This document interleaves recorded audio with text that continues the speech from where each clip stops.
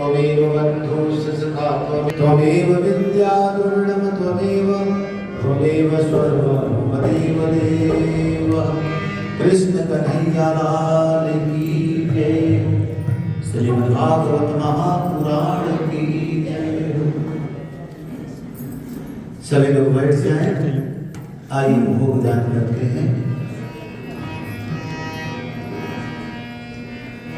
आवत आज सखी मन मोहन सुन मेरो लिया हर साए बाला मेरो तोरण बंधन बांधे भवन में मोतियन चौक पुराए बाला प्रेम पावन दारु प्रियानी प्रेम पावन दारु धनी हो सखिय सहित घर आए बाला भारती कटोरी कचौरी व्यंजन जो मन भाए बाला जीवत रसिक युगल सुख पावै जीवत धाम धनी सुख पावै जीवत पूर्णा ब्रह्म सुख पावै जीवत पांच स्वरूप सुख पावत जीवत सतगुरु सुख पावत जीवत सुंदर साथ सुख पावत श्री यमुना जल अचवाए बाला मेरो यमुना जल अचवाए बाला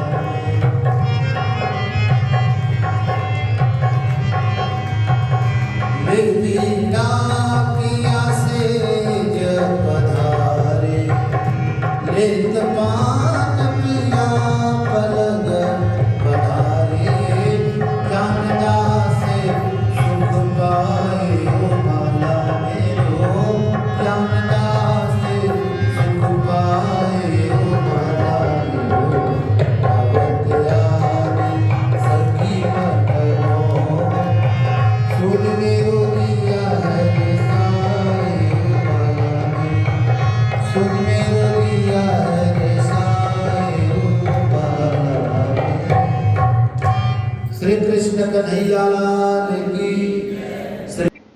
इस खेल से रोह जुदा हो गई हमारा तो कोई बल ही नहीं पिया महर से रूह खड़ी हो गई निगाहें करम आपकी हो गई इस खेल से रूह जुदा हो गई हमारा तो कोई पल ही नहीं पिया महर से रूह खड़ी हो गई निगाहें करम आपकी हो गई इस खेल से रूह जुदा हो गई।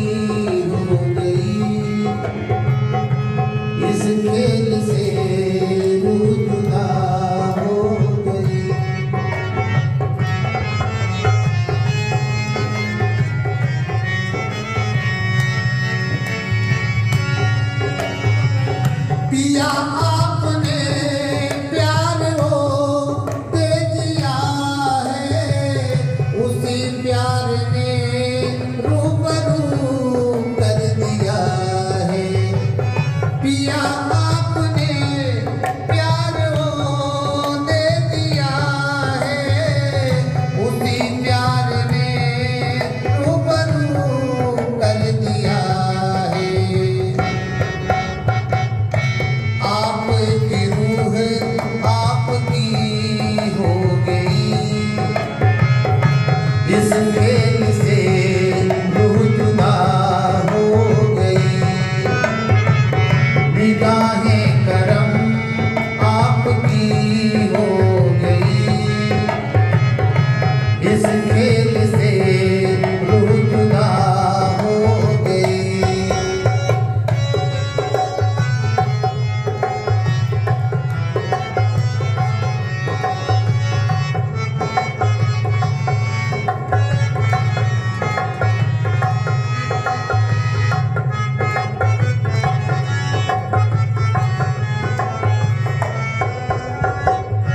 रहते हो दिल में सदा आप मेरे, बैठे हो इतने करीब आप मेरे। रहते हो दिल के करीब आप मेरे, बैठे हो इतने करीब आप मेरे। भी मंजूर है एक सदा हो गई, इस दिल से रूह जुदा हो गई। निगाहें करम आपकी हो गई, इस खेल से रूह जुदा हो गई।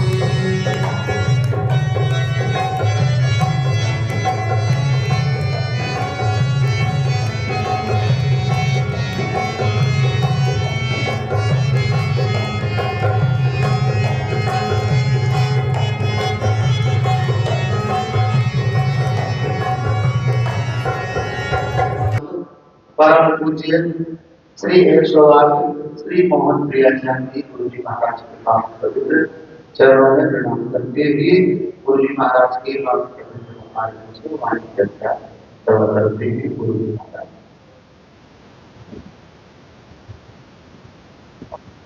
श्री परमात्मने नमः। श्री गुरु चरण कमलेभ्यो नमः।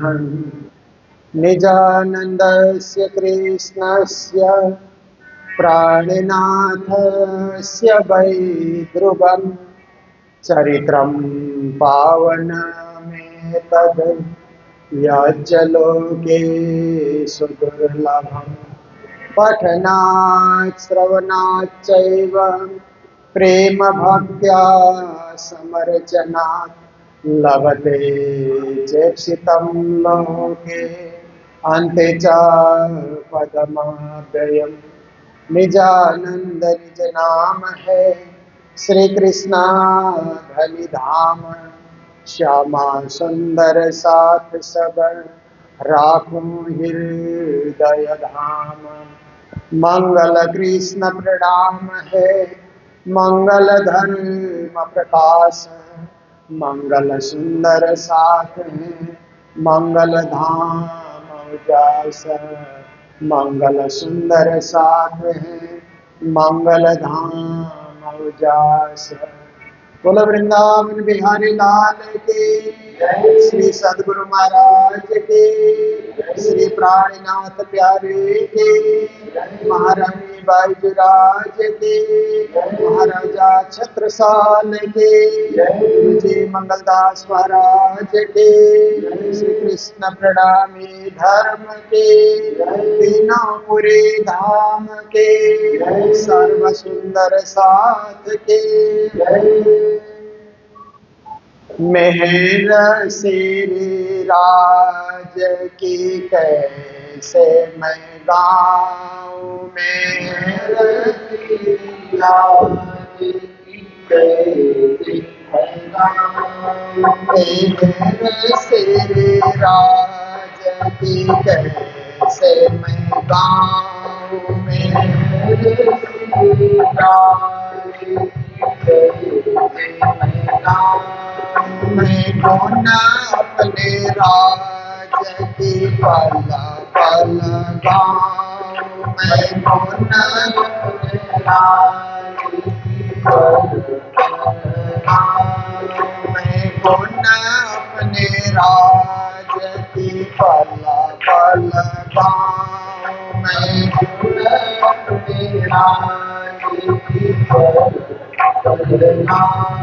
कुआं से कहना जाए ना लिखने में आए जुआ से कहीं जाए ना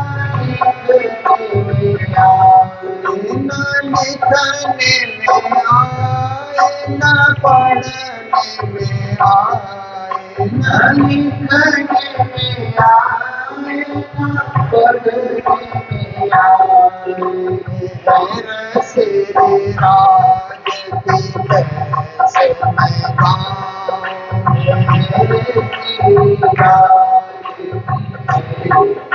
राज मैं कौन अपने राज की पल पल गाऊं मैं अपने राज की मैं कौन अपने राज की पल पल गाऊं मैं अपने राज सतगुरु महाराज की जय। श्री कृष्ण प्रणामी विश्व परिषद प्रणामी समाज की एक केंद्रीय संस्था विश्व परिषद है। उस परिषद के तत्वावधान में श्री कृष्ण प्रणामी निज धाम हरिद्वार हमारे लिए एक परम धाम का ही द्वार। तो ऐसे परम पावन परम पवित्र मंदिर में आप सबको भक्ति रस का आस्वादन कराने के लिए पधारे हुए पूज्य स्वामी श्री सदानंद जी महाराज, मंच पर विद्यमान सभी विद्वज्जन संगीतकार महानुभाव, सद्धर्म प्राण शिरोमणि सुंदर साथ जी, माताएं बहनें भाइयों सभी को कोटि कोटि करबद्ध प्रेम प्रणाम। देखिए, कल से हिंदू नववर्ष प्रारंभ हुआ। ऐसे हिंदू नववर्ष शक संवत के आधार पे भी माना जाता है और विक्रम संवत के आधार पे भी माना जाता है। फर्क इतना है कि शक संवत से नववर्ष माना जाता है तो चैत्र शुक्ल प्रतिपदा से नववर्ष माना जाता है, और वैशाख कृष्ण प्रतिपदा से नववर्ष माना जाता है। उसको विक्रमी संवत कहा जाता है। तो हिंदू समाज में दोनों शक संवत भी विक्रम संवत भी प्रचलित है।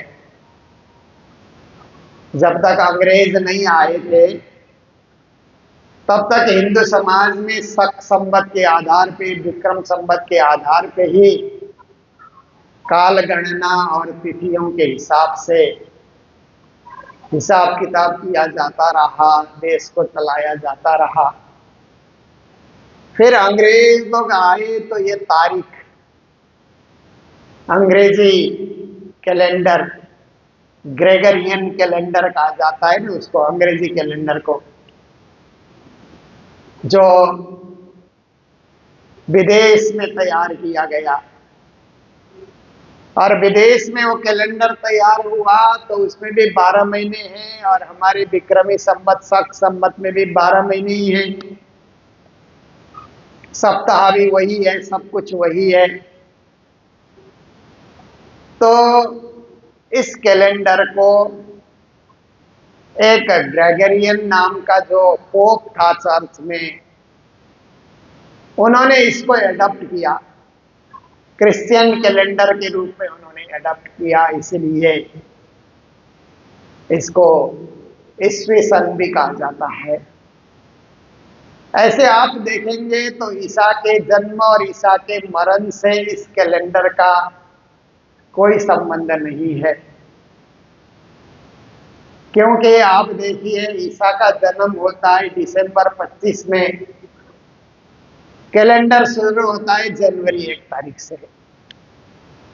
जन्म से भी कोई रिश्ता नहीं रहा। और ईसा का देहांत तो होता है, उनकी डेथ होती है अप्रैल में गुड फ्राइडे के दिन। और ये कैलेंडर जनवरी से शुरू होता है, तो ना उनके डेथ से ना उनके जन्म से इसका संबंध है, परंतु ईसाई लोगों ने इस कैलेंडर को एडॉप्ट किया, इसलिए इसको ईस्वी सन कहा जाता है। और हमारे देश के संवत को विक्रमी संवत, शक संवत, ऐसे करके इसको माना जाता है। हम सब हिंदू हैं, सनातनी हैं, पारंपरिक रीत से सनातन धर्म के सभी पर्वों को, उत्सव को हम लोग मनाते हैं अपने कैलेंडर के आधार पे। हम लोग श्री कृष्ण जन्माष्टमी मनाते हैं तो तारीख से नहीं मनाते हैं, हिंदू कैलेंडर के आधार पे। रामनवमी मनाते हैं तो भी हिंदू कैलेंडर के आधार पे। होली और दिवाली मनाते हैं तो भी हिंदू कैलेंडर के आधार पे हम लोग मनाते हैं। तो हिंदू नव वर्ष प्रारंभ हुआ विक्रम संवत 2082। ये नव संवत आप सबके लिए मंगलकारी हो, शुभ हो, सबका जीवन पावन हो, सब उन्नति के पथ पर आगे बढ़े। और इस संवत की चर्चा हम लोग इसलिए भी करते हैं कि महामती स्वामी श्री प्राणनाथ जी महाराज जब हरिद्वार आए और हर की पैड़ी में सभी संप्रदायों के बीच धर्म चर्चा हुई, शास्त्रार्थ हुआ। प्राणनाथ जी महाराज महाकुंभ के मेले में 1735 में पूरे मेले में यहाँ पर रहे। प्राणनाथ जी महाराज का प्रभाव देख करके, उनकी वाणी को सुन करके, उनका ज्ञान, उनके तारतम्य की दृष्टि को देख करके सभी संप्रदाय के आचार्यों ने एक ही मत में प्राणनाथ जी को कहा कि शास्त्रार्थ में आप विजयी हो गए हैं। इसलिए विजयी होने के उपलक्ष्य में आपका हम अभिनंदन करते हैं, स्वागत करते हैं। विजया अभिनंदन, विजयी होने के उपलक्ष्य में अभिनंदन किया गया। और आपका ज्ञान निष्कलंक ज्ञान है, जो भी तारतम ज्ञान है इसमें कोई कलंक नहीं है, शास्त्र सम्मत ज्ञान है और उत्तम ज्ञान है, इसलिए आप निष्कलंकावतार हैं। आपने इस महाकुंभ की रक्षा की। हम सब भयभीत हो रहे थे कि इस बार कुंभ का स्नान हम लोग कर पाएंगे या नहीं, क्योंकि औरंगजेब की सेना इस मेले को ध्वस्त करने के लिए आ चुकी थी दिल्ली से। पर प्राणनाथ जी का इतना प्रभाव रहा कि वो सेना दिल्ली की ओर ही लौट गई। प्राणनाथ जी ने सभी हिंदुओं को संगठित किया और उनके प्रभाव से सबके सब मुगल सेना दिल्ली की ओर कूच करते हैं। तो सभी आचार्यों ने प्राणनाथ जी महाराज को कहा कि आपने कुंभ स्नान का, आपके पधारने से ही ये सुखद और सुंदर अवसर उपस्थित हुआ कि हम आनंद पूर्वक महाकुंभ स्नान करके इस पावन पवित्र मेला को हम सुंदर रूप से मनाते रहे और इस मेले का लाभ लेते रहे। इसलिए आपको विजयाविनंद निष्कलंक बुधावतार ज्ञानावतार के रूप में आपको उपाधि देते हुए हम आपको सम्मान करते हैं। तो उसी दिन प्राणनाथ जी ने एक शाखा की स्थापना की जिसको विजयाविनंद शाखा कहा जाता है। विजयाविनंद बुद्ध जी का शाखा कहा जाता है, जो प्रणाम परंपरा में एक प्रचलित शाखा है। उसका भी नया साल 347 साल पूरा होकर के 348वां साल प्रारंभ हो गया है कल से। इसलिए विजयाविनंद शाखा की भी आप सबको मंगल बधाई, मंगल कामनाएं। बीतक में लालदास जी कहते हैं ना, शाखा साली बहन का 1600 पूरन न बैठा शाखा विजयाविनंद का। सालिबान के शाखा के साथ साथ 1600 पूरा होते होते विजयाविनंद के जो है शाखा की भी स्थापना हुई। विक्रमादित्य के राज से संवत 1735, फिर उन्होंने कहा कि विक्रम संवत के हिसाब से 1735 चल रहा था जब हरिद्वार में महाकुंभ का मेला लगा था। तो देखिए 348वां विक्रम संवत प्रारंभ हो चुका है और यहाँ के इस मेले का नाम भी हम लोगों ने विश्व परिषद से इस मेले का नाम दिया है विजयाविनंद महोत्सव। यहाँ का जो वार्षिक मेला होता है इस मेले का नाम है विजयाविनंद महोत्सव। बोलो विजयाविनंद महोत्सव की। हम लोग ऐसे महोत्सव में यहाँ पर सम्मिलित हो रहे हैं। प्राणनाथ जी आने के 348 साल बाद हम लोग प्राणनाथ जी के जय जयकार कर रहे हैं, उनके यश और गुण को याद कर रहे हैं। तो पूज्य महाराज जी यहाँ पर विराजमान हैं, जो श्री कृष्ण प्रणामी विश्व परिषद के अध्यक्ष हैं। तो महाराज जी से आग्रह है कि 2 साल के बाद, तो ये 25 चल रहा है, 26-27 में तो 350 साल हो जाएंगे। तो कुछ विशेष कार्यक्रम यहाँ पर महाराज जी आदेश करेंगे। तो ऐसे ही सब मिल करके यहाँ पर एक अच्छा मेला, बड़ा मेला, प्राणनाथ जी के हरिद्वार आने का 350 साल पूरा होने का मेला भी हम लोग यहाँ धूमधाम से कर सकते हैं। तो जैसे महाराज जी आदेश करेंगे उसी प्रकार से सब कार्यक्रम यहाँ पर तैयार होगा। तो देखिए कि हरिद्वार की भूमि एक पावन भूमि है, तीर्थ भूमि है। यह समस्त हिंदू समाज, सनातन समाज गंगा स्नान करने के लिए, पावन होने के लिए, पवित्र होने के लिए आता ही आता है। जीवन में एक बार तो हरिद्वार के दर्शन हो, क्योंकि ये हरि का द्वार भी है ना, परमात्मा पाने का दरवाजा भी है। इस दरवाजे से हम लोग अंदर आएंगे तो परमात्मा के धाम में हम लोग जाएंगे। और हरिद्वार में निज धाम है। फिर देखिए इस मंदिर का नाम रखा गया निज धाम। तो हम सब प्रणामियों को हरिद्वार आने से निज धाम, परम धाम जाने का द्वार खुल जाएगा। इसीलिए भी हम सबको भी हरिद्वार आना चाहिए। हम सभी हिंदू सनातन परंपरा से जुड़े हुए हैं। हमारा मूल तो हिंदू सनातन परंपरा है और निजानंद श्री कृष्ण प्रणामी संप्रदाय से हम लोग जुड़े हुए हैं। तो यहाँ आकर के श्री प्राणनाथ जी महाराज भी 4 महीने तक हरिद्वार में रहे। और हरिद्वार में रहने का अर्थ है कि यहाँ रहना तो गंगा स्नान करना, वृंदावन में रहना तो यमुना स्नान करना। देखिए तो आप सभी समस्त हिंदू समाज के लिए गंगा स्नान भी एक पवित्र कार्य है। क्यों हम गंगा स्नान करें? इसलिए हम गंगा स्नान करें कि हमने जाने अनजाने कोई पाप, दुष्कर्म, कुकर्म, छल कपट, झूठ व्यवहार किया हो तो तीर्थ में आकर के नहाने से पाप ताप का नाश हो जाता है। ये शास्त्रों का मानना है। इसलिए जाने अनजाने इस जन्म में, पूर्व जन्म में कुछ हमसे हो गया हो तो वो धुल जाए, हम पवित्र बने, इस भाव को लेकर के भी हम लोग आते हैं। सभी श्रद्धालु आते हैं, गंगा स्नान करते हैं। ये तो पहली बात हुई। पर दूसरे नंबर में हम लोग स्नान करने के लिए आते हैं, केवल पाप धोने के लिए नहीं है, आत्म कल्याण के लिए, आत्म जागृति के लिए, आत्म शुद्धि के लिए, इस भाव को लेकर के भी हम लोग यहाँ आते हैं। और तीसरी बात है कि तीर्थ की महिमा बढ़ाने के लिए भी हम लोग यहाँ पर स्नान करने आते हैं। हम यहाँ आते हैं, सभी श्रद्धालु आते हैं, तो तीर्थ की महिमा बढ़ती है।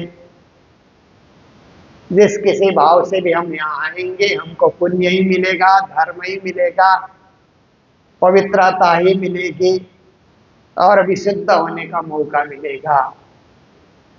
तो यहाँ पर श्री प्राणनाथ जी महाराज 4 महीने रहे। प्राणनाथ जी महाराज यहाँ से लौटे, दिल्ली गए, फिर श्री राज आए, दिल्ली साथ के पकड़े हाथ। लालदास जी वितक में लिखते हैं कि यहाँ से दिल्ली गए थे प्राणनाथ जी महाराज, दिल्ली से ही यहाँ आए, फिर दिल्ली चले गए औरंगजेब को समझाने के लिए। आगे तो वितक हम लोग सुनते ही हैं। तो आप देखिए कि यहाँ पर अपना प्रणामी मंदिर प्राणनाथ जी महाराज जाने के बाद फिर सभी उनके साथ ही चले गए। तो यहाँ रह करके प्रणामी मंदिर की स्थापना हो, ये कार्य असंभव ही रहा। कालांतर में आकर के कुछ सुंदर साथ ने एक मंदिर यहाँ पर छोटा निर्माण किया था, परंतु बहुत ही छोटा था। तो जब से श्री कृष्ण प्रणामी विश्व परिषद का गठन हुआ, मंगलधाम कालिंपोंग में गुरुजी महाराज की पावन पुण्य प्रथम पुण्य तिथि पे 1986 में गुरुजी के नाम से वहाँ पर 108 पारायण था कालिंपोंग में। तो प्रणामी समाज के सभी गुरुजन आए हुए थे वहाँ पर।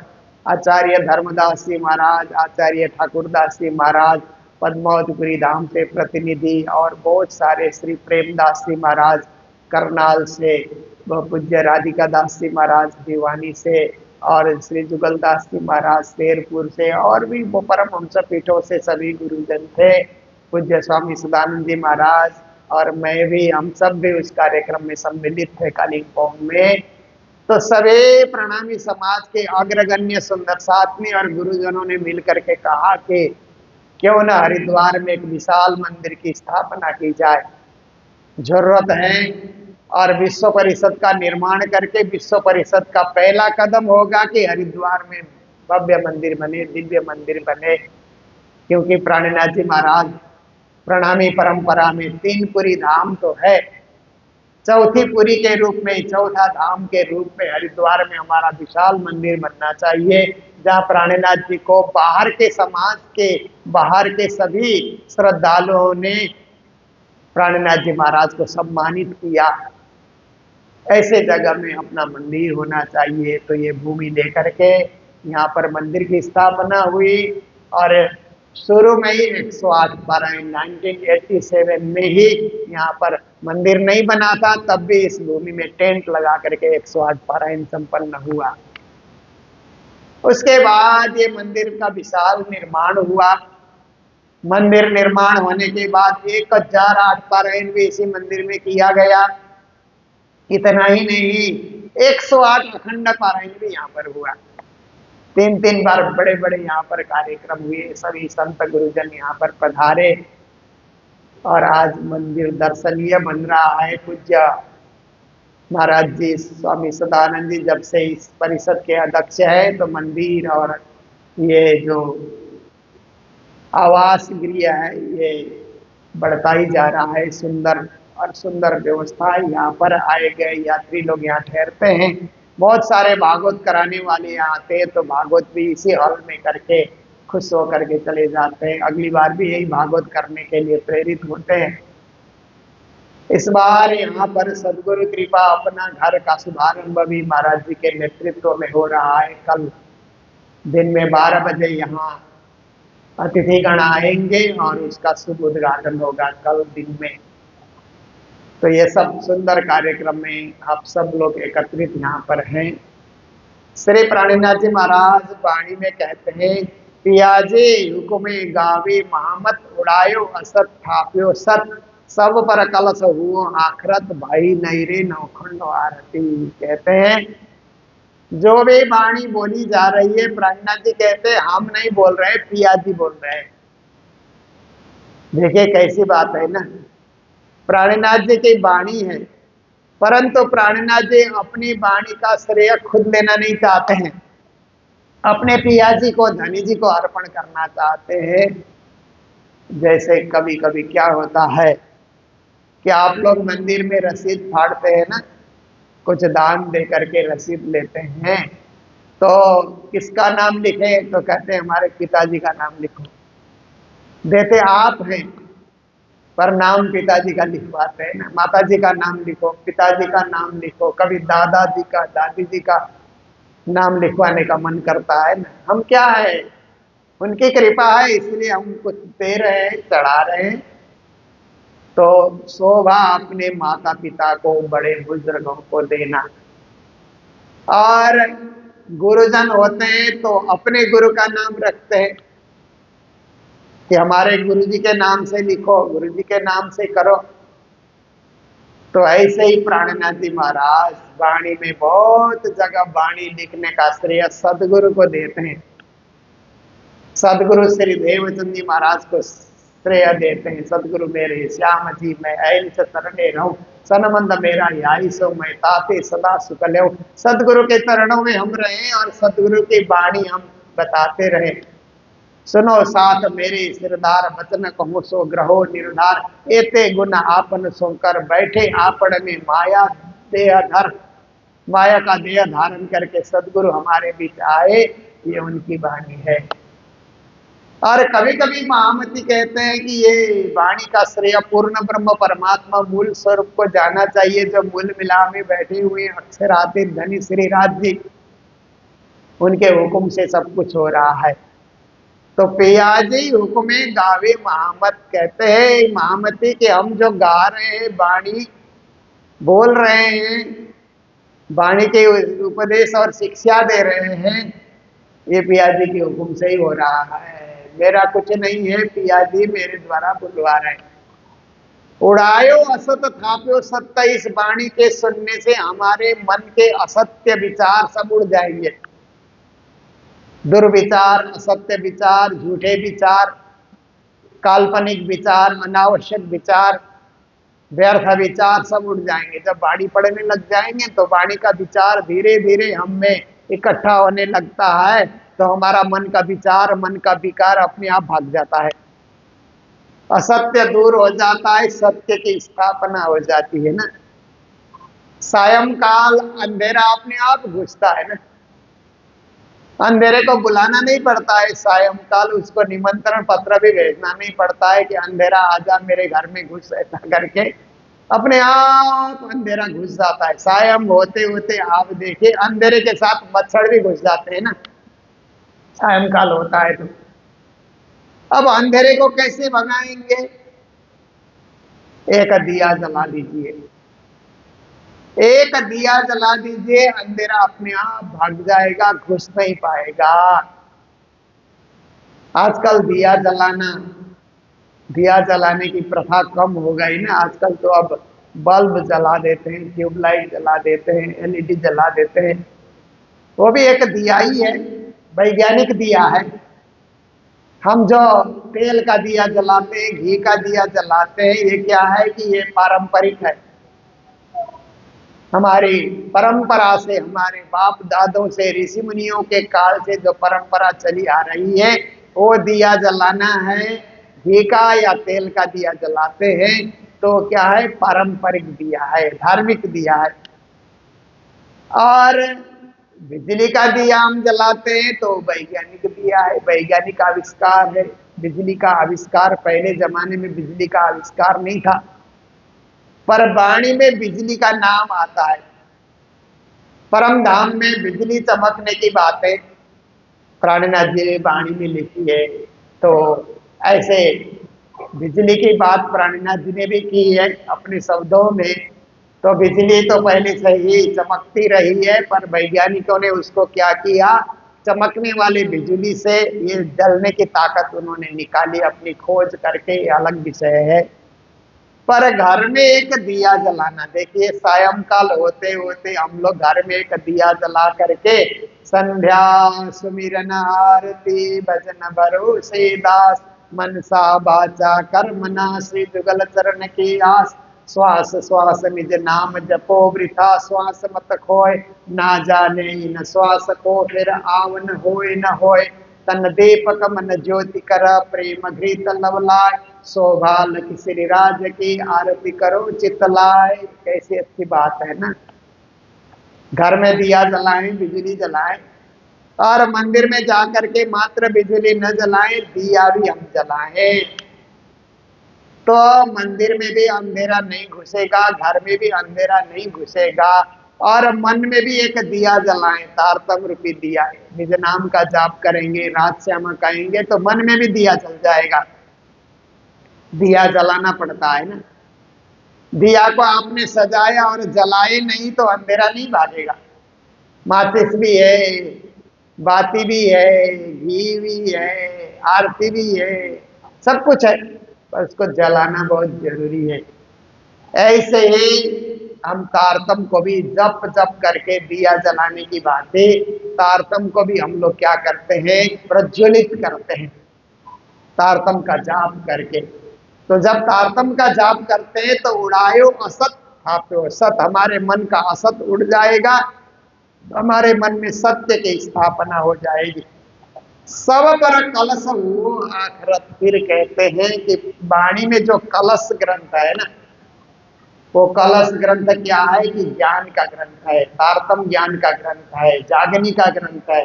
कलश में जागनी का प्रकरण है। अब जाग देखो सुख जागनी, ए सुख सुहागिन जोग, तीन लीला चौथी घर की, इन चारों को या में भोग, ये